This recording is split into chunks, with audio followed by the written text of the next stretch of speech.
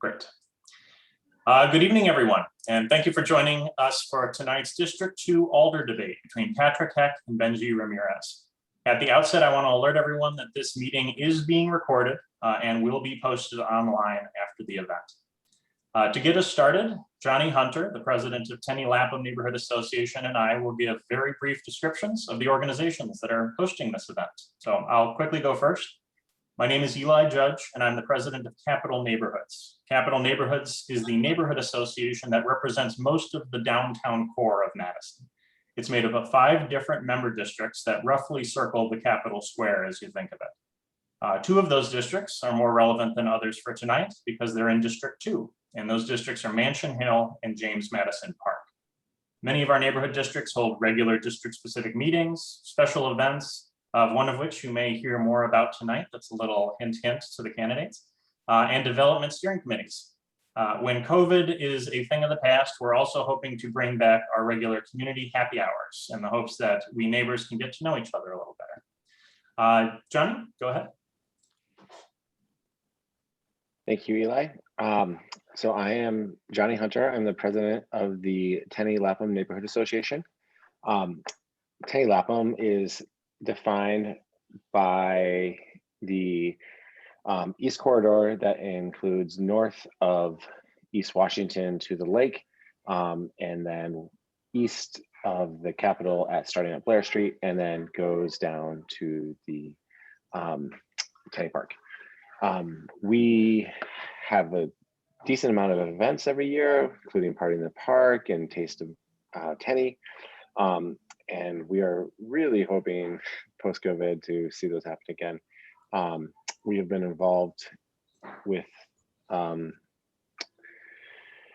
Alder debates in 2018. And I just want to make a point that I actually have endorsed Patrick in this race, and I just want everyone to know that, but that I have done no coordination or talking to Patrick about the questions, and the questions were kind of defined through both Eli and I, as well as neighborhood input. Yeah. And just for disclosure's purposes, I have endorsed neither candidate in this particular race. All right, tonight we are here to listen to candidates vying for the position of Alder on the Madison Common Council. As one of 20 representatives on that governing body, and Alder is responsible for listening to their constituents, attending many city meetings and committees, voting on thousands of different laws and resolutions at bi-monthly city council meetings, and voting on a yearly budget, which last year, I looked this up, featured a $166 million capital budget and a $349 million operating budget. So it's no small job. Moving on to the questions, the main event. A little ground rules here. Each candidate will have 1 minute to introduce themselves at the beginning. Who goes first has been decided by virtue of a coin toss before the meeting, which was very exciting on Zoom, and that'll be Patrick in this instance. Next, we will begin the questions. We will alternate questions read by Johnny and myself, and the first candidate to hear a question will have 2 minutes to respond to the question, followed by their opponent having 1 minute for their response.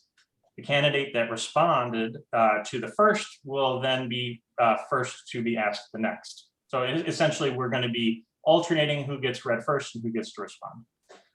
Johnny and I will be timing this and reserve our right to very rudely cut a person off out of the interest of fairness to both candidates. Again, as a product of our previous coin toss, Patrick will go first with a 1 minute introduction. Go ahead, Patrick. Thanks to TLNA and CNI for this opportunity, and thanks for those watching, and thanks to Benji for stepping up. Being Alder for the past couple of years has been a natural extension of my decades of public service and activism. Before moving to Madison, I spent many years as a leader in the movement for LGBTQ rights in Virginia. And in Madison, I led neighborhood committees in evaluating development proposals when we used what little leverage we have to push for affordable housing and sustainability. I stepped up 2 years ago because my friend Liddell Zellers was stepping down, and I felt we needed an Alder who had an understanding of city issues and knew the district. I also felt that the district needed to know its Alder. I already had relationships with hundreds, if not thousands, of my neighbors who knew me as a friend or from my work on neighborhood and city issues. Those relationships have only grown in the past 2 years. This evening, I hope we'll discuss the issues important to you. Thanks. And now Benji, if you'd like to begin. Yeah, definitely. I'd like to echo the same thank yous. I think that this is an important work that is done in building democracy and making democracy that verb that it's supposed to be. So thank you to everyone who came out tonight. My name is Benji Ramirez Gomez. I use they, them, you pronouns, and I'm a lifelong Madisonian running for office for the first time. After the summer uprising following George Floyd's murder, I was really tuned into what was happening at the Common Council, specifically even after like the curfew vote and things like that. And I watched the council work to destabilize the work that was being done out on the streets. As somebody who was working protest safety and as somebody who was coordinating that movement, it really struck me that the people who were elected to represent the city lacked a fundamental understanding of how police are actually brutalizing Black and brown communities. They lacked that perspective of what it meant to be in a Black or brown body, and they really just fundamentally didn't understand what we were wanting and stood as barriers to Benji, what. if I can ask you to finish that. Okay, cool. Thank you. Sorry. No problem. Oh, you can finish your thought if you need to. So I'm running because at the end of it, I don't see myself or my communities represented in the council. And that's why I've stepped up. Great. And one thing I'll add for the candidates' benefit, I'll be the official timekeeper. If you see me furiously waving, that means you'll have your 15 seconds left. And at the end, I'll ask you to finish your thought. Didn't want to do that for the intros though. All right, so now we move on to the questions and Johnny will start us off. This will be I'm asking this first question to you. What do you consider the role of the 3 neighborhood associations in District 2 to be as relates to the city process? In what way do you think the neighborhood associations can help you as an alder? In what ways do they make or you think they would make the job harder? That's for me, correct? Correct. That is correct. Well, having worked with the 3 neighborhood associations, I can say that they, are an incredibly valuable communication tool. I mean, it's community representatives that are giving input to the city and to the alder on a variety of issues. And I think that's, incredibly empowering. And I sort of came up through the neighborhood association system, I suppose, in that I was involved with Tenney-Lapham Neighborhood Association for many years. And I think those are incredibly valuable relationships. At the same time, I think we're increasingly understanding that neighborhood associations tend to represent the interests and opinions of already empowered people, and it's at the expense of disempowered people in the neighborhood. And they also impact other parts of the city too by taking up a tremendous amount of bandwidth in city government that less empowered neighborhoods in other districts may not have the opportunity to do. So it's a double-edged sword, and I think neighborhood associations are incredibly valuable, but I think there's an opportunity for neighborhood associations to evolve, particularly in light of the awakening around racial injustice and inequities, and I'm hoping that we can get there in the future.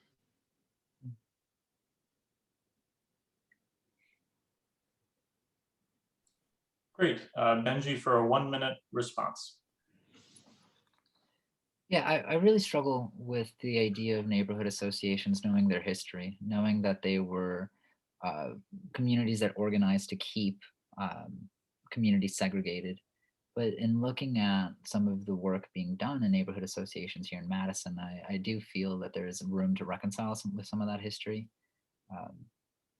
And while I haven't really been a part of neighborhood associations, I'm interested in meeting people who feel that call to serve their community, because it's an opportunity for me to hear from people and my neighbors directly in ways that historically otherwise wouldn't have happened, right? I mean, the community is the most important part of what makes a neighborhood the neighborhood. So I see the use for it. Great, thank you. I'll read the next question, and Benji, you'll be the first to respond with 2 minutes. The question is, and by the way, if I'm looking off to the side here, I'm not being rude. I have a second monitor that I'm reading the questions off of. Recent advocacy by the Wisconsin State Journal and others has resparked conversation regarding the conversion of State Street into a pedestrian-only boulevard. Others have suggested moving a handful of existing bus routes off of State Street in order to make the street pedestrian-only for certain parts of the week. Others still are wary or opposed to any change that might negatively impact bus availability to those living outside of downtown. What is your opinion of what should be done with State Street, if anything? What challenges do you foresee with your preferred approach? Yeah, I definitely am a huge advocate of more pedestrian-friendly streets and neighborhoods. My worry is, like you expressed, the impact that making State Street a pedestrian mall would have on the rest of the city. We already, as a city, prioritize the downtown area heavily to the point of ghettoification of other neighborhoods, right? Like I think of my home in Vera Court, that hasn't been developed since I left in 2011. I think of other areas in the city that just don't get the same attention as the downtown area. And I know that people like to talk about the downtown area as with the tax banks and the tax revenue and all of these things. But frankly, if we're not taking care of our Madisonians and taking care of their needs, providing affordable transit for people to get to work, as we start to talk about climate change, as we start to talk about lowering carbon emissions, then frankly, we're not doing the work. We're prioritizing consumption that isn't going to ameliorate the effects that we are having on our environment. So I'd be interested in finding an alternative that would still be able to find and be able to support members of different parts of the city while still making that area accessible to pedestrians and other people in the city. Yeah. Thank you. I got 30 seconds left. Thank you for your response. Patrick, you may respond with 1 minute. Thanks. I agree with much of what Benji said about equitable distribution of resources around the city, but in terms of the actual proposal itself, I'm not opposed to the concept. I think it has some potential, but there are some logistical hurdles that I think we need to evaluate. If we take buses off of portions of State Street, it becomes less accessible for those with mobility issues who rely on transit. And it also has the potential to divert people from a much used bike route to and from campus in particular. So we'd have to deal with that, as well as the fire safety concerns and things that we've come up with. But I think it has some potential. Thanks. All right. Next question is for Patrick. I'll be asking Patrick, what reforms or changes to the Madison Police Department would you pursue as Alder, both in the long term and the short term? You have 2 minutes. Well, I'll start with the short term. That's easier. One of the things that I'm working on is the reintroduction of some form of a ban of the usage of tear gas in the city. And that's something that I sponsored last year that did not pass. And some form of that ban that I anticipate could get through council will be introduced in the near future. I'm not sure that it's going to be a total ban. It might just be for crowd control purposes. I don't know. It's a nasty substance though, and that's why the previous attempt was to ban it entirely. As I said, that didn't pass. In the long term, I think we need to keep building capacities in mental and behavioral health organizations, build capacity outside MPD so that their budget can be reduced and when their calls for service are much, much less than they are now. The mental health first responder pilot program and such can be expanded to take away those calls for service to MPD, and they can focus on more appropriate matters, actual crime, rather than mental health issues and such. So in the long term, it's finding ways to reduce the budget. All right, Benji, you have 1 minute to respond. Sure. In the immediate, I agree with Patrick Heck. I've been at those meetings calling and vying for a total ban on CS and other forms of pepper spray. I believe in the full demilitarization of the police. I don't think that an armed officer walking around and patrolling neighborhoods actually keeps people as safe as they think it does. From my own experience, it hasn't. And as we start to look for long term, I think that as we start to pull resources away from MPD and start pulling resources away from these institutions that evolved out of slave catchers, we can actually start to talk about what safety looks like in our communities. We can start to talk about what a housing guarantee looks like. We can start to talk about what food access looks like for a lot of different people and actually create an equitable society.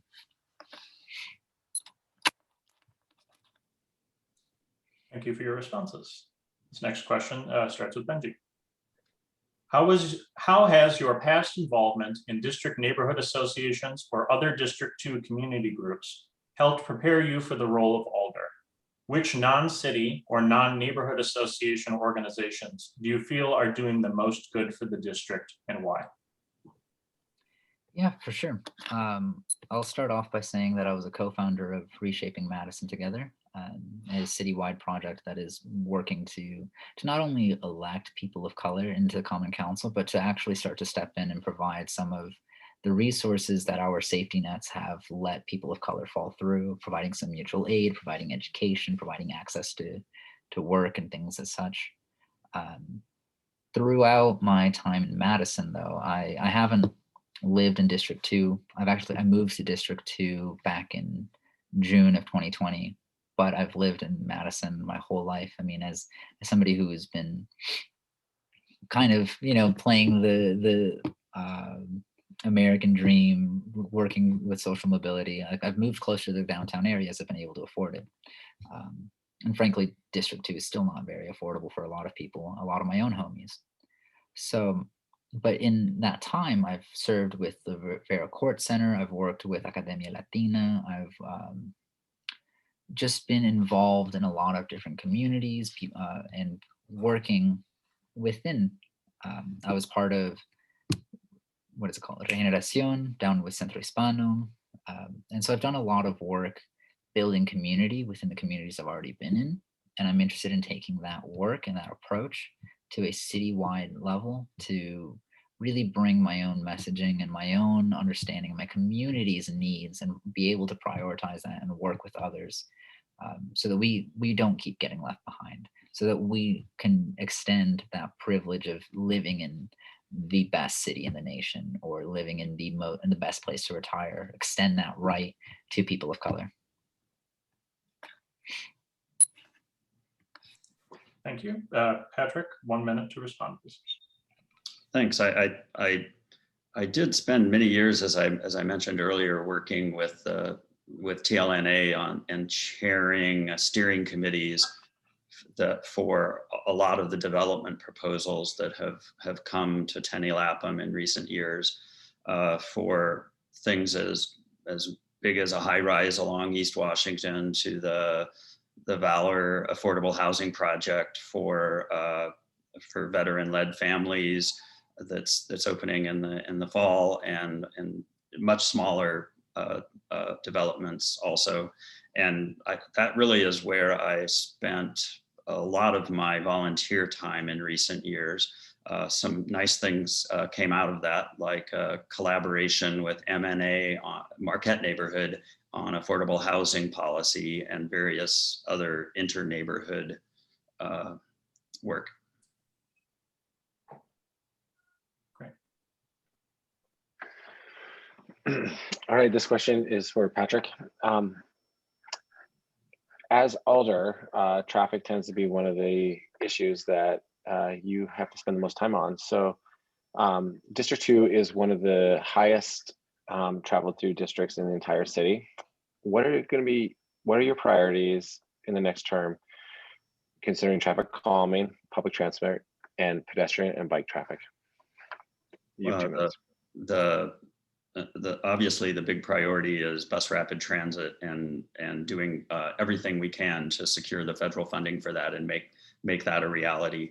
I think that's a huge game changer because it's not only going to move people through the isthmus in a more efficient manner, it's going to reduce the need for cars and traffic, help with our CO2 emissions, and generally make things safer if people use BRT. Obviously, though, there are still going to be a lot of cars trying to squeeze through the isthmus. So I think with the implementation of the city's Vision Zero program is key in that we start spending infrastructure dollars on traffic calming to slow people down and to make it less attractive for people to drive quickly through the isthmus, and reducing serious injuries and deaths is what's behind Vision Zero, and that's exactly where we need to go. Also, bike infrastructure is a really important part in keeping pedestrians safe. We can do that with infrastructure, and the possibility of turning some of the shared streets program from last fall in response to the pandemic into a more permanent option for to increase bike and pedestrian possibilities is another option that I'd like to explore. Certainly complicated to do that because there are so many stakeholders and transportation issues, but I think it's worth exploring. All right, Benji, you have 1 minute to respond. Yeah, I definitely think that one of the first things that we can do is municipalize parking lots. And in that way, we can start to alleviate some of that pressure within neighborhood streets to make them more bike friendly, to make them more pedestrian friendly, to start taking cars off streets. The issue is the amount of concrete that we have in the city. We have prioritized cars and transportation via car. Everybody has to have a car to navigate, and that's the issue. We don't have the opportunity to feel safe biking around. As somebody who doesn't own a car, my life is very constricted to where I can navigate safely. The bike boulevard on Mifflin, for one, is one of my easiest routes to get around. And we need to build more bike routes. We need to have more opportunities for cyclists and bus rapid like that. Thank you for your responses. This next one will start with Benji. Let's see.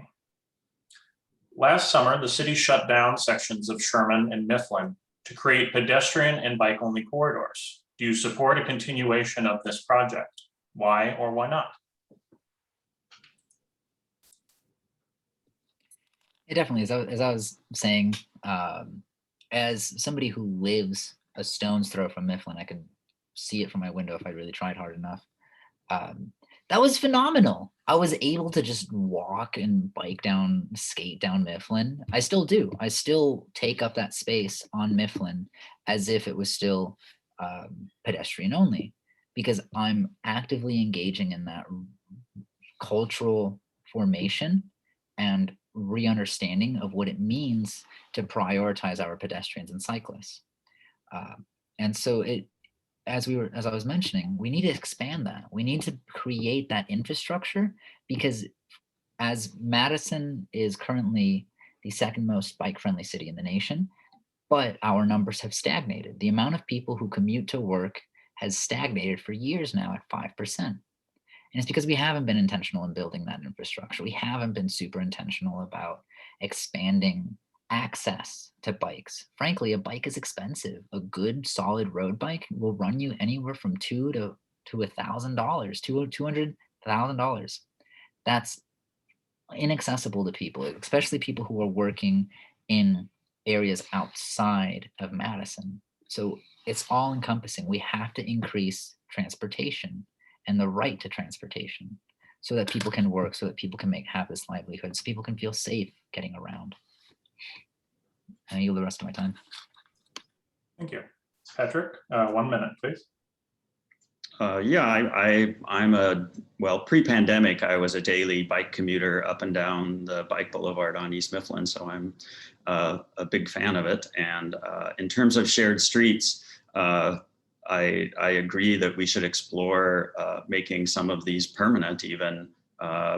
You know, I've worked a lot with TLNA on the possibility of doing this for Mifflin in particular, but I also get a lot of communication from folks about Sherman Avenue, and I think we should definitely consider this. There are a lot of stakeholders that have to be involved on East Mifflin, particularly because of the business community and the school, and now the Youth Arts Center, and all of these folks who do need some transportation access other than bikes and walking. But you know, I think we can get there and do at least a pilot program to figure out the logistics. Thank you. All right, thank you, Patrick and Benji. All right, we're just keeping going on transportation here. So looking at District 2, what are the strengths and weaknesses in the bicycle infrastructure in District 2? And would you support getting rid of parking on Gorham and Johnson to create a more viable biking route? Is that my question first? That is your question, Patrick. 2 minutes. Sorry. I guess whenever Johnny asks, that means I answer. Is that Yep, right? there's your pattern. Okay. So I'm not so sure actually about the getting rid of parking on Johnson and Gorham. What I've always preferred is turning Johnson and Gorham back into two-way streets rather than highways through our neighborhood. And I think that would definitely help with slowing people down, with it could help our commercial spaces attract more customers. It would certainly increase safety. How you do that and maintain bike lanes and such, I don't know. I mean, it's a complicated problem, as we've discovered over this past year, as the city is getting ready to put in bike facilities on Gorham between Few and Brearley. I mean, it causes an uproar to take away parking. That doesn't mean that we can't do it, but I do think that we do need to somehow address the fact that our two main streets are essentially thoroughfares. So you know, I'd consider something about parking restructuring, but I'm not sure about how the details on that would work. But I can't remember the other part of the question, but I'll yield. It was the weaknesses in bicycle infrastructure. Yeah, I mean, Gorham and Johnson are weaknesses because they are not safe. They're not low stress bike networks that we need throughout the city. It can't just be for people who are excellent cyclists, and those are not friendly. I don't really feel particularly safe on Johnson or Gorham when I ride every day. Yeah, I mean, it's low stress like Mifflin that we need. Fortunately, that project that's coming up this year, I think, will be a help for those who are comfortable on Gorham and Johnson. Also, cross isthmus bike lanes and a low stress aspect to that too would be really helpful. So we can go back and forth across the isthmus in a safer fashion. All right, Benji, you have 1 minute to respond. Oh, yeah. Yeah, could I have you repeat the full question quick? Sure. What are the strengths and weaknesses in bicycle infrastructure in District 2? And would you support getting rid of parking on Gorham Johnson to create more viable biking routes?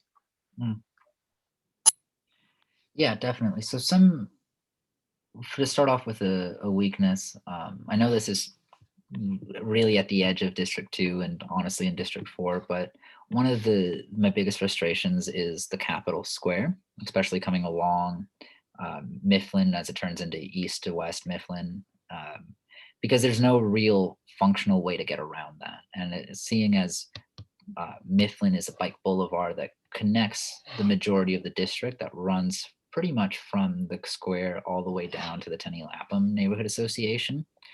It's not conducive to that cross isthmus travel that Hack was talking about. Some of the strengths, I really love the Yahara Parkway. Sorry, I forget it's 1 minute. Oh, the wave is the 15-second warning. So if you want 15 more seconds, you can go ahead. Cool. If we were to municipalize the parking lots, I'd be in favor of getting rid of parking on Johnson and Gorham because people would have a place to park their cars. Pass. Great. Great. So now we will be moving off of transportation. Let's see, number 8. And this one is for Benji to begin. Neighborhood associations, including capital neighborhoods and TLNA, are often overwhelmingly white, affluent, and homeowning. This means that some of the most influential sources of feedback you will receive as an alder will represent a narrow, often unrepresentative cross-section of your constituents. What efforts can you commit to tonight to reach out to the other portions of District 2 that may not be regularly represented by the neighborhood associations? What will you do to make sure you're more holistically informed of your constituents' opinions? Yeah, I mean, that's been honestly one of my biggest barriers to participating in any kind of neighborhood association, because frankly, when I walk down the street, I'm not considered part of the neighborhood.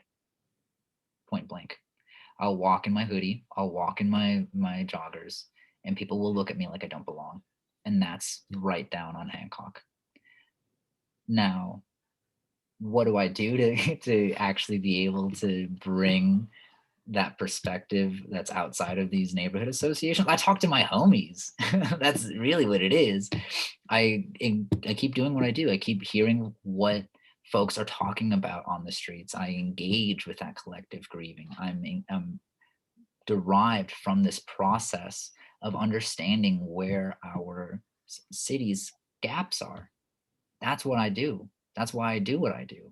Because frankly, for far too long, we have neglected these communities and we haven't actually built the time or place for them.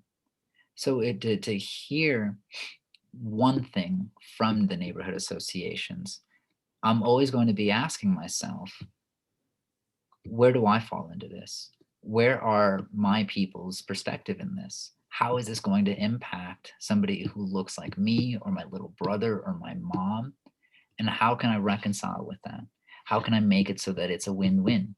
Because the perspective at the neighborhood association, while it's one concern, it doesn't look holistically at all of the communities, frankly, by just who is participating in that process, who is able to engage in that work, who is this work accessible to, and who has access to these knowledges.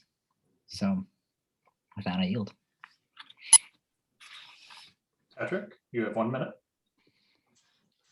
Thanks. That's a good question. I think I would continue and expand upon things that I have worked on both when I was involved with TLNA as I have done as Alder. On TLNA, we had a multi-year focus on getting renters rather than just homeowners, on getting younger people, on getting people of color onto the neighborhood council. And I think it's been successful on several of those fronts, but not all of them for sure. There needs to be a lot more work done. And as Alder, I think it was really important, the work that we did to support the formation of the campus area neighborhood association, which is a whole different animal and much more diverse, and I think an important voice that's now involved in city government. Thank you. Thank you. So this next question is going to tackle a complicated topic that has to do with zoning changes. And so there's been a new proposal to increase housing in Madison, and it's going to be hard to cover it all, but I think that both the candidates are well versed on this topic. So I guess the question is, do you support the current proposal to increase housing and zoning relaxation in District 2? So this question is going to Patrick for 2 minutes, and then Benji will have a minute to respond. Thanks. And, I'm kind of one of the sponsors of this legislation. So obviously I'm in support of it. I do think there's some room for improvement in the current draft to help address some of the concerns that have come out of many discussions that have been going on throughout the city about this. And we'll see where those end up. I'm not really sure exactly, but I think it's probably going to end up being relatively intact. The thing that's important to remember about these changes is they really are focused on the missing middle, providing opportunities for smaller scale housing up through some mid-scale housing to facilitate both the process and to change some of the thresholds related to let's say number of units, conditional versus permitted use, et cetera. So the thing to remember though is this is just one small strategy in addressing our housing shortage, our housing affordability problems, our housing inequities in general. And this is really a tiny piece of what needs to happen. It's not at all a panacea. It's not going to solve barely any of our affordable housing crisis. It's meant to deal with the fact that 70,000 people are expected to move to Madison by 2050 if projections are correct, and that we do need more density also, and to live in denser neighborhoods in order to reach our net zero emissions goals in terms of sustainability and dealing with climate change. And supporting bus rapid transit is an important part of it too. If we have denser housing, that project will be more feasible. Thanks. All right, thank you, Patrick. Benji, you have 1 minute to respond. I'll do my best in a minute. As the proposal is written, I don't support it. Frankly, that missing middle isn't accessible. It's not conducive to people in low income or in people struggling with poverty and the double pandemic of COVID and systemic racism and stolen generational wealth. It doesn't tackle what the issue is in prioritizing the developers throughout the process. What we need to actually start putting the city in the people's hands. We need to start building land trusts. We need to start building cooperative housing that actually allows people to own where they live so that it can never get swept up from underneath them.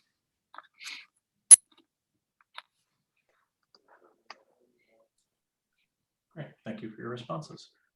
The next 3 questions come from Capital Neighborhoods' neighbor towards campus, the Campus Area Neighborhood Association. They were kind enough to provide us a few questions for our debate tonight that are student-centric.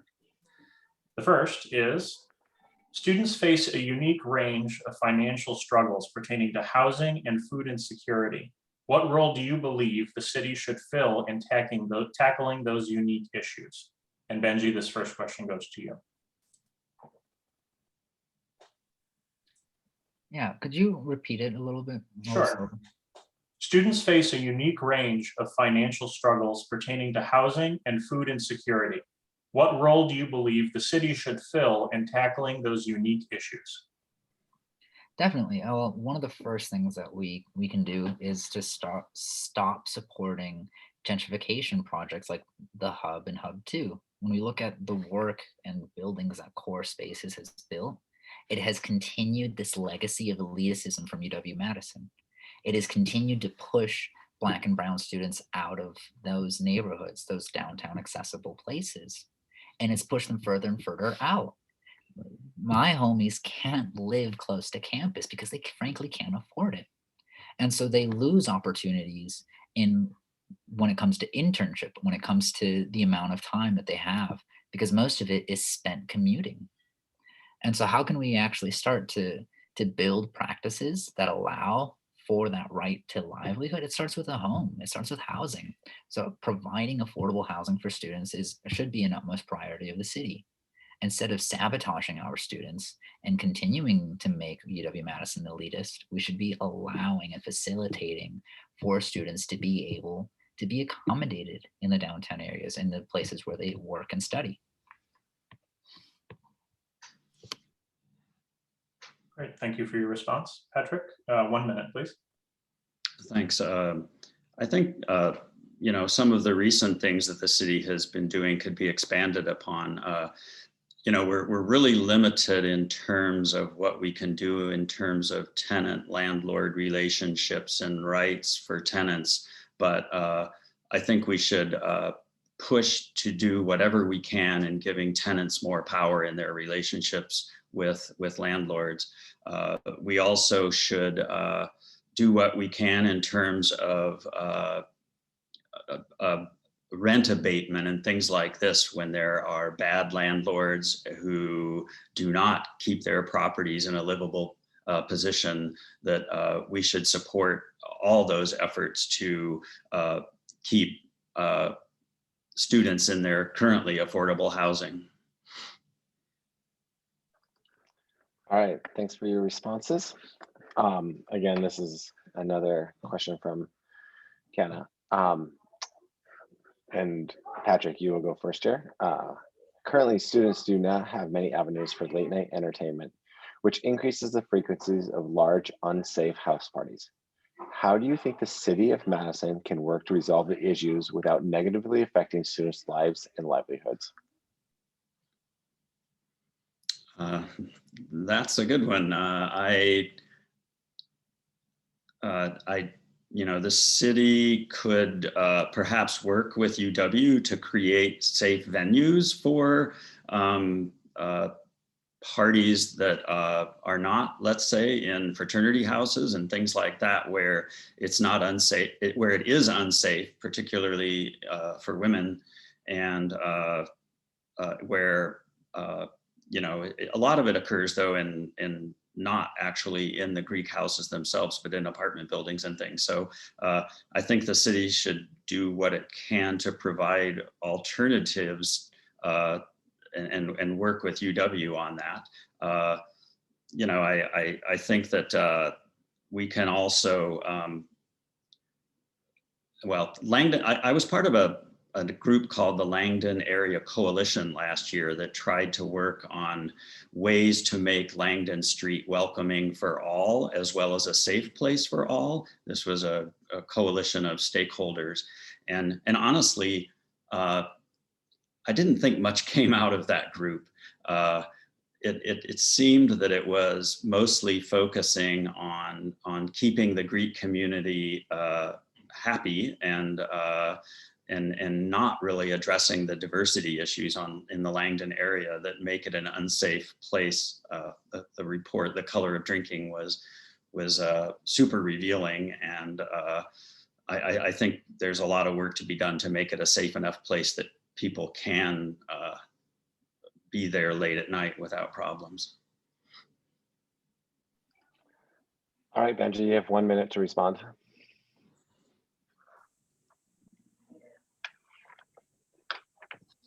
Thank you.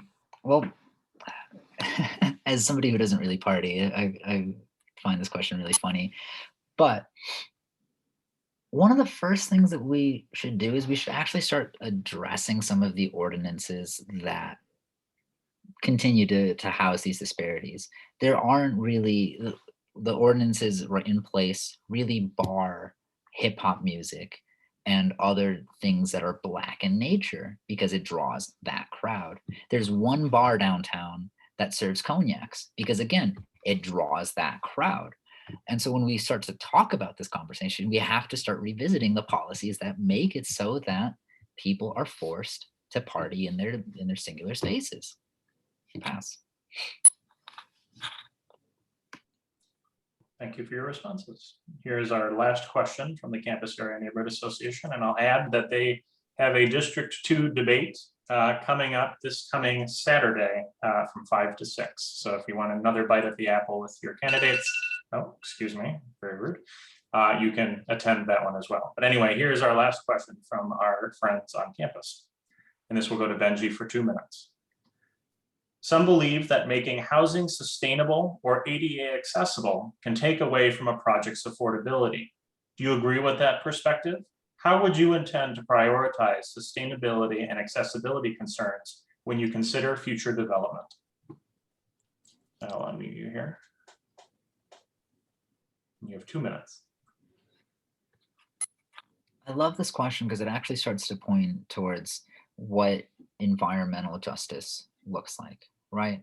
Because who is actually suffering the brunt of the climate crisis, of the economic fallout from the climate crisis? It's Black and brown people, it's Indigenous people, right? The amount of climate refugees that we're going to see in the next 5, 10, 20 years is astounding. And as the child of immigrants, I know how hard that experience is. I know how difficult it is to watch your parents struggle through poverty and work to provide something for their kids because this is the better future. This is the only option. And so as we start to move towards that development, we have to reconcile with how life is structured. We need to develop in a way that allows for that transportation, that allows for food sovereignty, that allows people to actually be away from these pollutants. My mom lives on the south side and I'm watching her and my little brother develop asthma because they live right by the Beltline. These are practices that are only going to continue to be exasperated as the climate crisis worsens. So we have to be intentional in creating a way of life that meets basic needs today. We are running out of time.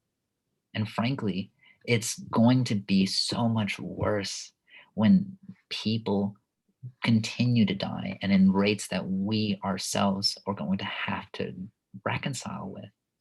So with that, I pass.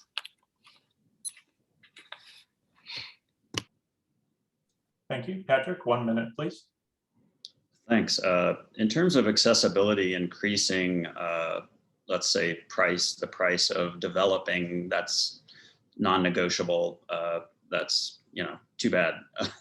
That's the law, and it should be.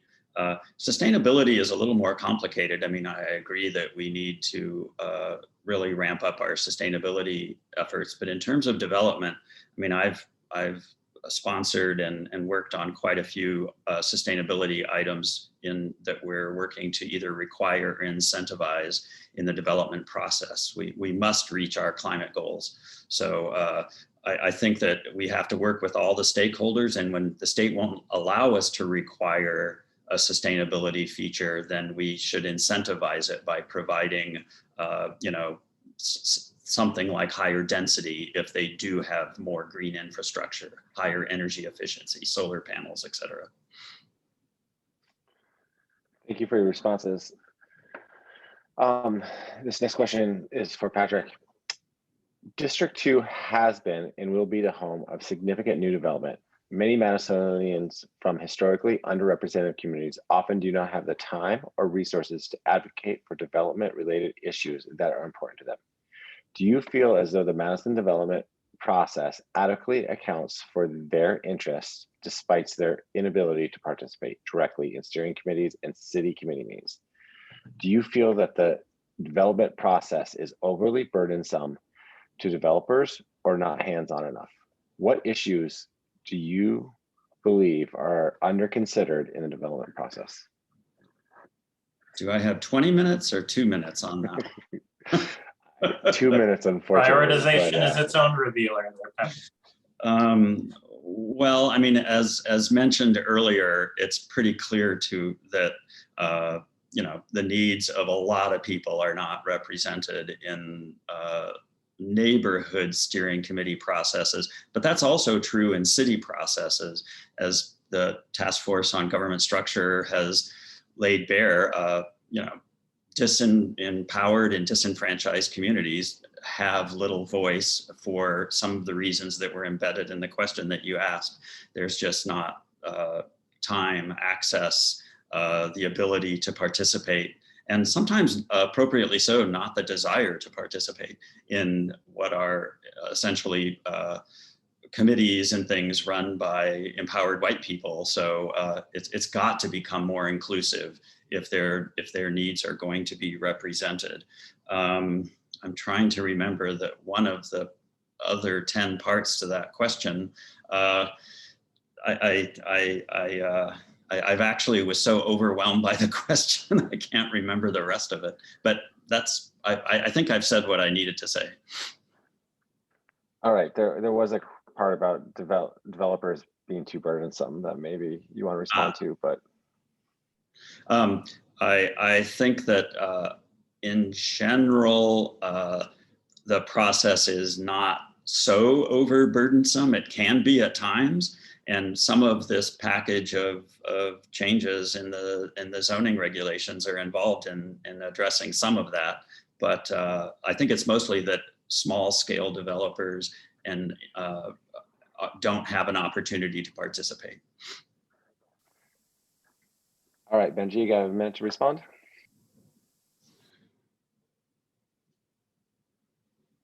Yeah, could I have to read the question in its entirety?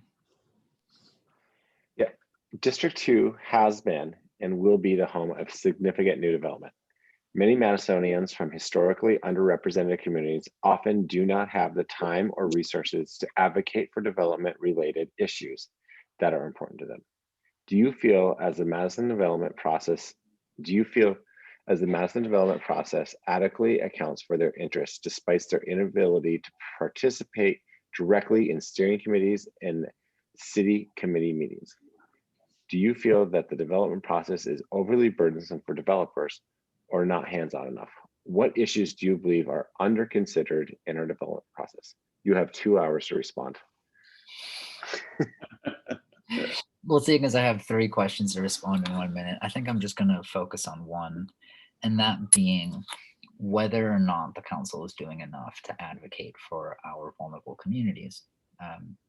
And really what sparked me or pushed me to run is the fact that one of my dear friends was put in a near homelessness situation because of the development on the Hancock Franklin block. They were put into a near homeless situation because they had to find out from their neighbors that the landlord was selling their house for a 9-story high-rise to go up. And frankly, that is despicable. That has no place in our city. Not one member from the Common Council or the city reached out to her to let her know that within 1 year, her current home, the home that her children grew up in, that learned to walk, was no longer going to be there. So frankly, no, I don't think that the city's doing enough.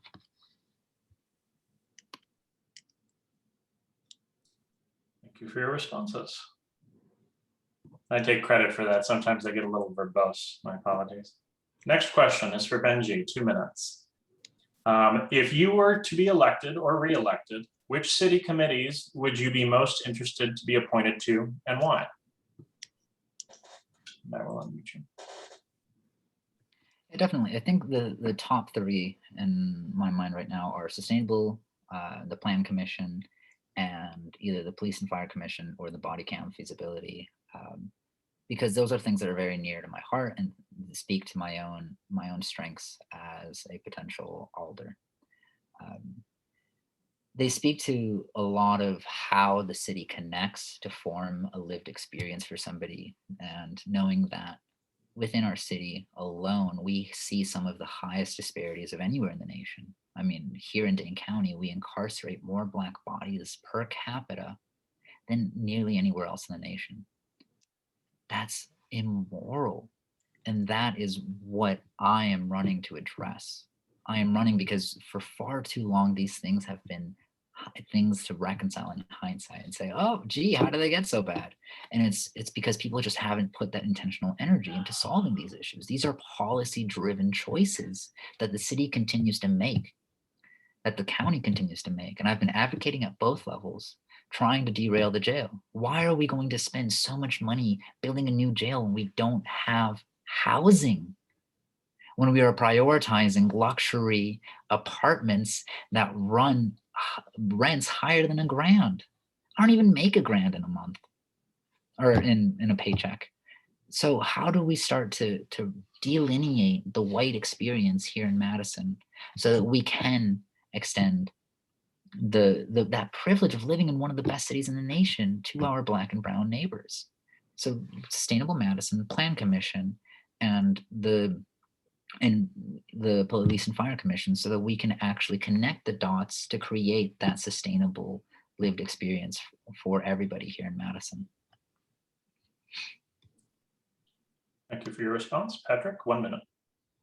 Thanks. Just a note that the Body Worn Camera Committee has completed its task, and the Police and Fire Commission doesn't allow alders to be seated on it, but I think Benji would be good on either of those committees. I too would like to stay on Plan Commission and continue to work with the Public Safety Review Committee, as well as the Housing Strategies Committee that I've been involved in. And I do enjoy the work that I've done on Downtown Coordinating Committee as we struggle with the pandemic and everything else. It's I think a worthwhile committee. I actually have enjoyed the work also on the MPO, the Madison Planning Organization, that deals with more regional transportation issues as we push them to become less car-centric. I would like to stay on that body to continue focusing on that. Thank you for your answers there. All right, this question is for Patrick. District 2 is home to or adjacent to many services that provide for those experiencing homelessness in Madison. In the last few years, there has been a significant discussion regarding the rebuilding of Salvation Army facility on East Washington and the provisions of services at the Beacon Homeless Day Shelter across the street. What are your views on those services? And do you have an opinion about the location in the 2nd district? 2 minutes. Thanks. Yeah, the Salvation Army redevelopment proposal is something that I advocated for and essentially ushered through Plan Commission, and worked with the neighborhood association and nearby neighbors on evaluating that proposal. And it was, some of you might know, a very contentious process. And we managed to get it through Plan Commission, as I recall, unanimously. So that redevelopment should be going forward in the next couple of years as they fundraise. I think it's a crucial part of our system to have a women's and family shelter there. And the fact that it includes an affordable housing component in a separate apartment building and also various options, single room occupancy, there's a medical respite facility, it's fantastic. I'd say the biggest shortcoming of that is that it's not currently planned to be 24/7. I think that most of the clients, not all, will still have to leave, as they did in this current incarnation of the Salvation Army pre-pandemic. Fortunately, the Beacon is across the street, and that provides services and places to go for people during the day when they are turned out from the Salvation Army. But I'm hoping that can change, because I think it's clear that we need 24/7 housing and services for housing stressed people. Yeah, I'm supportive of that. Thanks.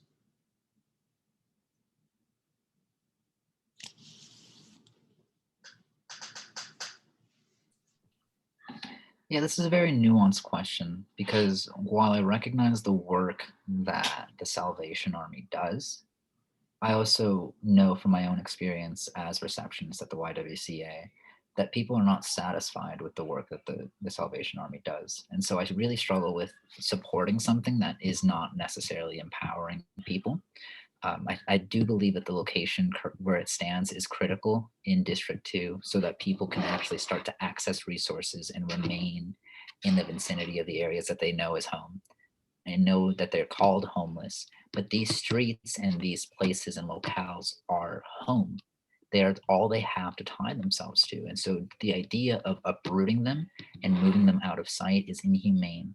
and we have to be meeting people where they are, and actually advocating for other avenues of support.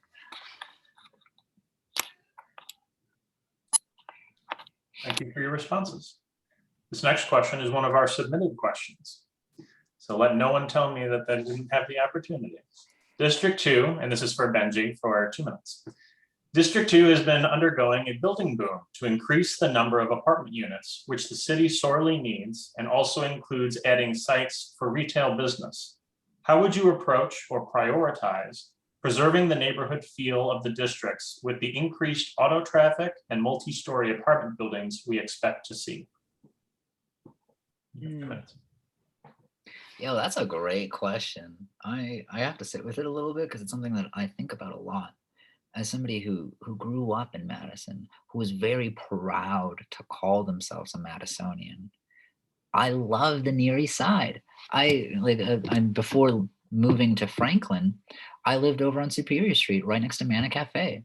So I know the charm of this neighborhood very well. I know the area, and so we have to start thinking about how can we strategically build enough capacity for people while still preserving that charm. And I think that the more houses that we sell, the more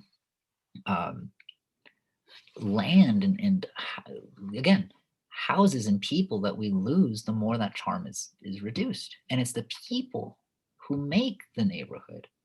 It's not the houses themselves, it's the people. So how do we continue to create these infrastructures that facilitate input from people so that somebody doesn't have to turn to their neighbor to find out that they're going to be ousted from their house, so that we can actually start to empower tenants and give them their rights that we have, again, sold away to their landlord. Without that due democratic process built into our city process for development, we're not going to be able to retain any of the spirit of the city. We're just going to be cookie cutter, more developments. We're going to have more of whatever, what is that?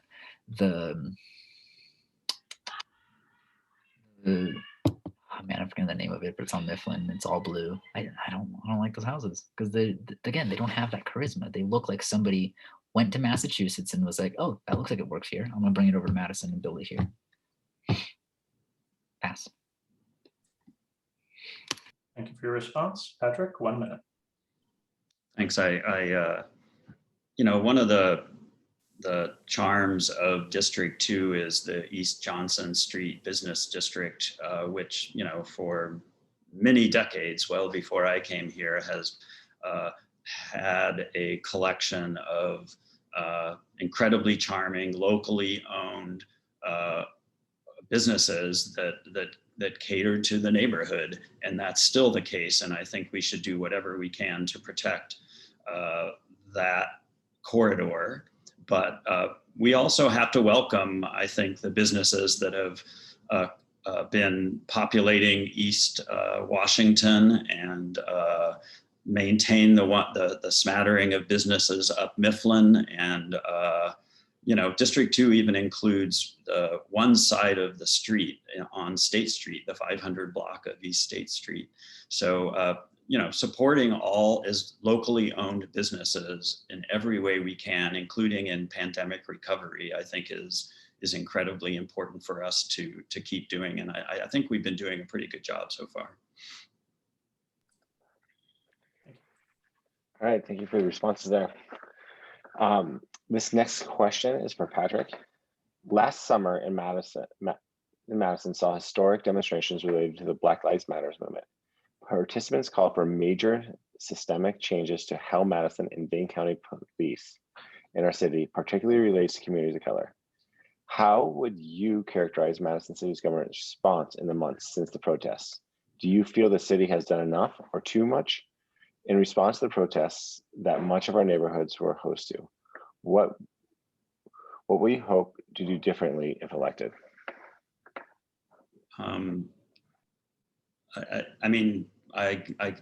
There's a lot bound up in that question, but I think I could say we haven't done enough.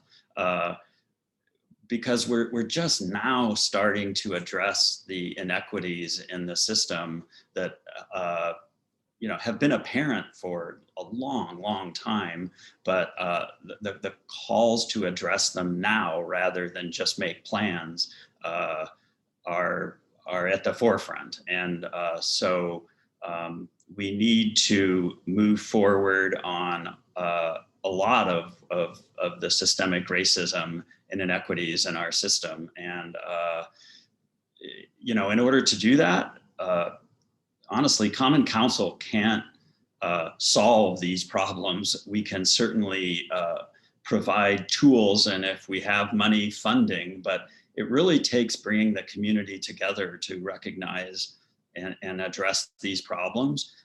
The recognition seems to be there, but there really hasn't been a lot of action on it, and it's bound up in everything the city does, whether it's transportation policy, housing policy, the way we deal with the business community.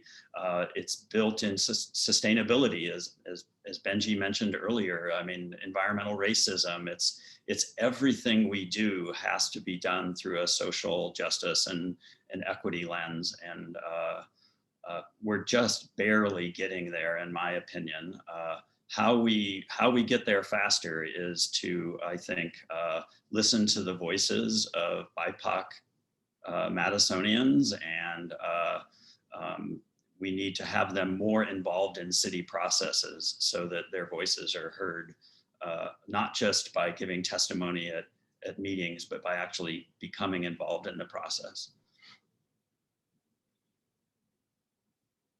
Great, thanks. 1 minute to Benji. Yeah, thank you, Heck. I'd love to become involved in the process. That's why I'm running.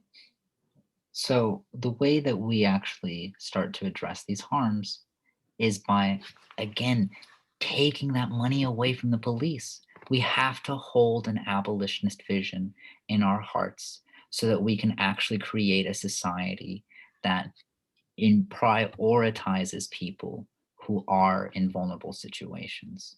The city hasn't done enough. There are still officers who have the full autonomy to use pepper spray. There are still, Matt Kenny is still on the force.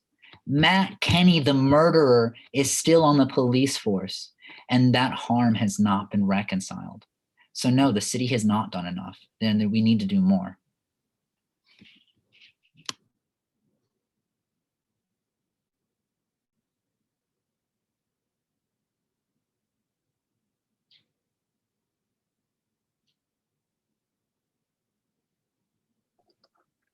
That's Eli, you're okay. muted. Sorry, yeah.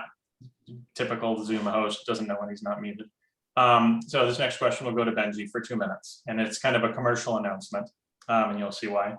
Tomorrow night at 7 p.m., Capital Neighborhoods will be hosting a forum regarding recent proposals to change the structure of Madison city government. The program will be led by Eileen Harrington, who is the former Federal Trade Commission Executive Director and the chair of Madison's Task Force on the Structure of City Government. Among the discussed proposals is the concept of shrinking the number of city council districts and making an Alder's role a full-time, fully paid position. Do you support such an adjustment? What challenges or concerns do you have with adjustments from our current 20 district part-time structure? Yeah, I'm definitely opposed to that proposal, mostly because as somebody running, as somebody who is grassroots, as somebody who comes from a history of poverty, this is already a fairly inaccessible process. I've had to learn a lot. I've had to tap into a lot of different communities to even start to gather the resources to run. Whereas Vervier, who has sat on the council longer than I've been alive, has $10,000 in the bank and has never had to campaign. And so how do we actually start to address some of these harms if the people who are living the harms never have that opportunity to step up, never have that opportunity to run? Because now that the council has shrunk down to 10 seats, those seats have become highly competitive. And instead of looking a race run costing you anywhere from $2,000 to $4,000, those seats are costing you $10,000 to $40,000. That's frankly inaccessible. It's not viable to actually build a democratic process here in Madison. And so I'm opposed to all of it. And I don't think that it's going to have the effects that people want it to. I think what we need is we need to, again, start facilitating some of this distribution and communication from the city to folks living in the city. Because right now it's very inaccessible. Who knows how to use Legistar? I've been doing this for months now and I still don't know how to use Legistar because it's so outdated and so confusing and very intentionally to keep people from engaging in this process, to keep people from actually sharing their lived experience, because the city doesn't want to hear it. The city wants to keep prioritizing this tax revenue and big commercial businesses because it makes the city look good. Pass. Patrick, go ahead with 1 minute, please. Thanks. First, understand that the referendum is a 4-part referendum. There are 4 questions and it's advisory only. The idea is to give council and the community an idea of how people feel. And the questions are mostly independent of each other. That said, I do tend to agree that reducing the size of the council to 10 is probably not a particularly good idea. I think it would make alders less accessible to their constituents and vice versa. And I think it would, it's a little bit less democratic, I guess, with a small d. And in terms of alder salary, I actually think that there's some room there, but there's not enough money to pay 20 alders a full-time salary in our budget. So there's a lot of work to do on those and the other questions too. But I hope we learned something from the advisory referendum. All right, thanks you for your responses there. This next question is for Patrick. Both TLNA and Capital A neighborhoods each have a strong bench of historic preservation advocates among their leadership. Oftentimes, efforts to motivate the construction of denser, more affordable housing includes the demolition of older housing stock, which may have historical characteristics or background. As an alder, how do you envision you will balance affordability and preservation? If you're required to decide between one or the other, which would you choose and why? Patrick, you have 2 minutes. You know, that question is a little bit simplistic, I think, at the end, but you know, I'm currently a member of the ad hoc landmarks ordinance review committee that is working to rewrite our ordinance related to our local historic districts.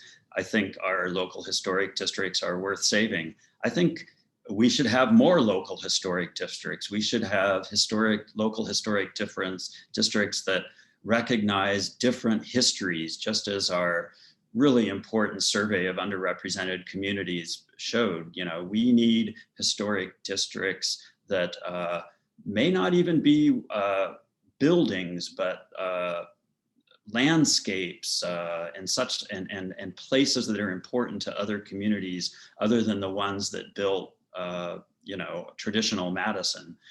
So Hmong communities, women, LGBTQ community, people of color, various communities of color need their own historic resource. And I think they're important and worth saving.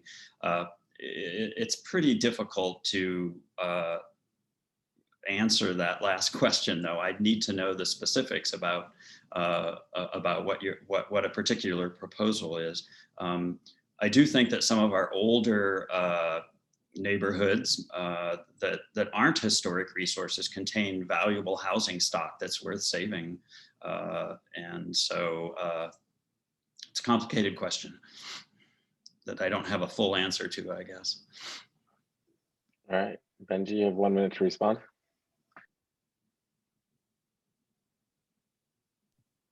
Yeah, I agree with Patrick that the question is rather simplistic, because frankly,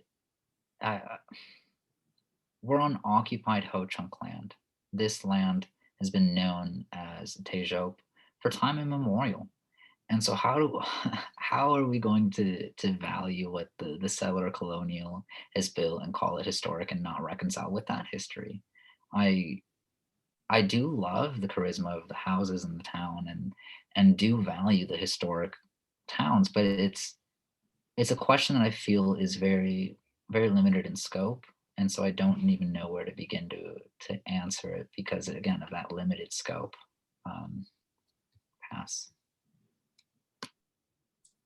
Great. Thank you both for your questions. And by the way, we've got about a 12-minute warning here, so we'll probably go through 2 more questions and then start closing things up. This next question will be for Benji, 2 minutes. The question is, Madison recently swore in a new chief of the Madison Police Department, Chief Sean Barnes. If you are elected or re-elected, what advice would you offer to Chief Barnes as the chief begins his first several months in the role? Advice. Oh man, I don't want to go into the story that I have with that process and the PFC's blatant disregard for the community's input, but seeing as how the PFC doesn't listen to its constituency, I would urge Sean Barnes to listen to folks. I would implore that that Barnes actually engage in community building with the people out on the streets, as opposed to looking at us as nuisances, and actually start to hold members of his force accountable to actually be engaged in this process of accountability, because right now MPD's culture is not what we need in this city. The officers that walk around parading their power, parading as if they own the place, and using that power of intimidation against citizens has no place in a truly democratic world. And so if we're going to talk about what the work that is ahead of Sean Barnes, it's a lot, because frankly, MPD as an institution and the police don't have another function other than to criminalize people who are struggling through social barriers that were put to keep them where they are.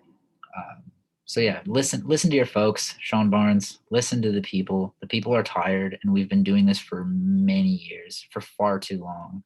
So just please listen. Don't tune us out.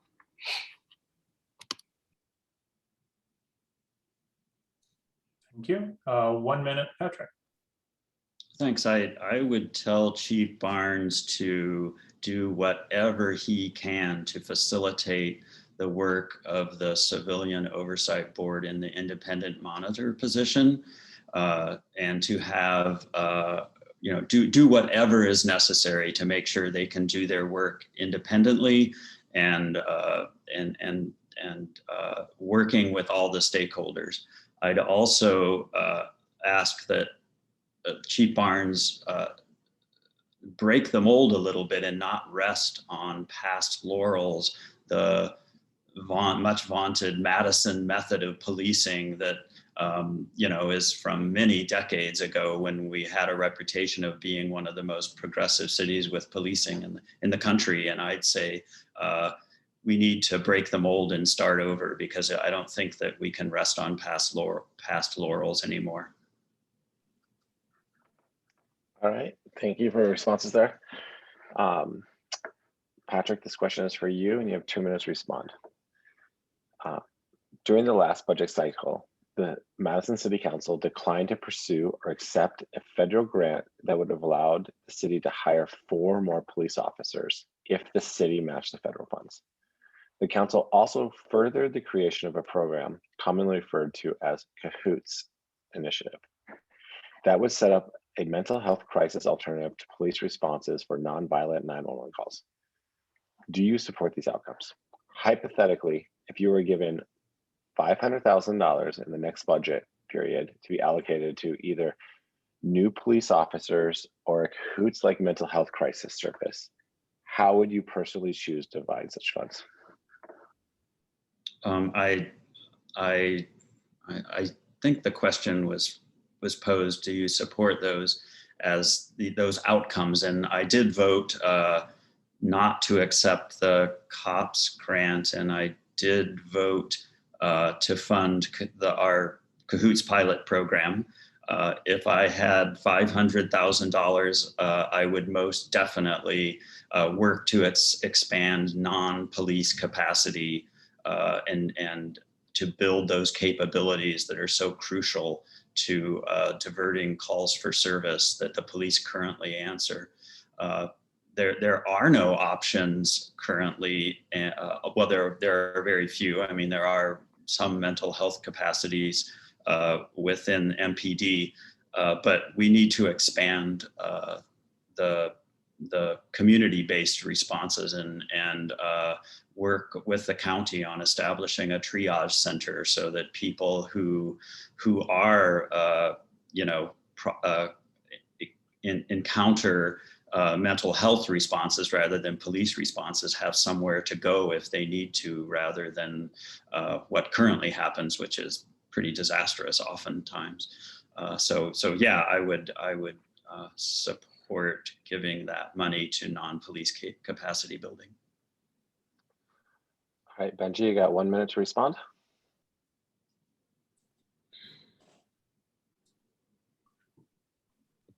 Y'all are killing me with these baked potato questions. There's 3 questions in 1 minute. Could you read the question? You want to get, yeah. All right. I'm going to blame Eli on that one. Yeah. Is that submitted? That's entirely me. Yeah, I like to set up the question. All right. During the last budget cycle, the Madison City Council declined to pursue or accept a federal grant that would have allowed the city to hire 4 more police officers if the city matched the federal funds. The council also furthered the creation of a program commonly referred to as CAHOOTS initiative that would set up a mental health crisis alternative to police response for nonviolent 911 calls. Do you support these outcomes? Hypothetically, if you were given $500,000 in the next budget period to be allocated to either new police officers or a CAHOOTS-like mental health crisis service, how would you personally choose to divide such funds? Yeah, definitely. Again, for my role at the YWCA Madison, it frustrates me that my only option whenever it comes to wellness checks is to advise my community to call MPD, because we as the YWCA cannot perform those wellness checks. I spoke out against the COPS grant, and I was very happy to see that it was turned away. We don't need to keep funding police officers. We need less police officers in our city and more support for mental health crises. As somebody who comes from a family with substance abuse problems, as somebody who comes from a family living in poverty, what we really need are resources that are life affirming, that provide an outlet, that provide a stable floor for us to build ourselves up from, as opposed to a police force that criminalizes us and puts shackles on us and puts us in cages.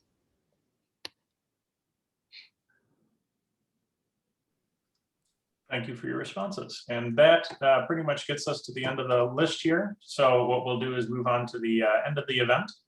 And what that'll be is 2 closing statements, just 1 minute for each candidate. And according to the rules that were agreed to by the candidates, the person that would go first is the person who was the last to respond. So Benji, at this point, you'll have 1 minute to do just a closing statement, however you see fit. Fantastic. Cool. Great. Again, nothing but thank yous to everyone involved in this process. I think that while lengthy, it's still a very worthwhile process to go through, to learn, to see the faces in our communities. I hope that after you've seen my face and learned a little bit about me, you feel motivated to vote, you feel motivated to get engaged in the struggle for liberation with us, because we are trying to create something new. We are trying to create a place that belongs to Madisonians today, a place that is welcoming to everybody. And I hope that you can embrace a new direction, and I'm happy to bring that. Thank you. Patrick, 1 minute, please. When I considered running again, I kept coming back to how my capabilities have grown over the past 2 years, and that I don't want to let those go to waste. I've gained deep knowledge of the issues and have mastered the esoteric ways that local governments craft policies. I've also learned how to work with my council colleagues, and that it is impossible to make change without also having open lines of communication and the ability to negotiate and make decisions together. In my second term, I'll continue to use my experience and knowledge to address our inequities, to expand affordable and workforce housing, reduce the harm of our public safety system, provide resources for those struggling with housing, food insecurity, and jobs due to the pandemic, open up city processes so all have access, and help our business community so both owners and employees can be successful and safe. I hope you'll join those efforts by supporting me on April 6th. Thank you, and thanks again to TLNA and CNI. And thank you to you both for participating. Just to, and of course, there goes my timer. As a reminder to everyone, this meeting was recorded. It will be posted online and will be shared by either me or Johnny, depending on what neighborhood it is you're living in. But it'll also be posted on Facebook as well for those that don't get those emails. Anyway, thank you all for joining us tonight. Hope you had an informative time. Thank you all. Thank you so much for everyone.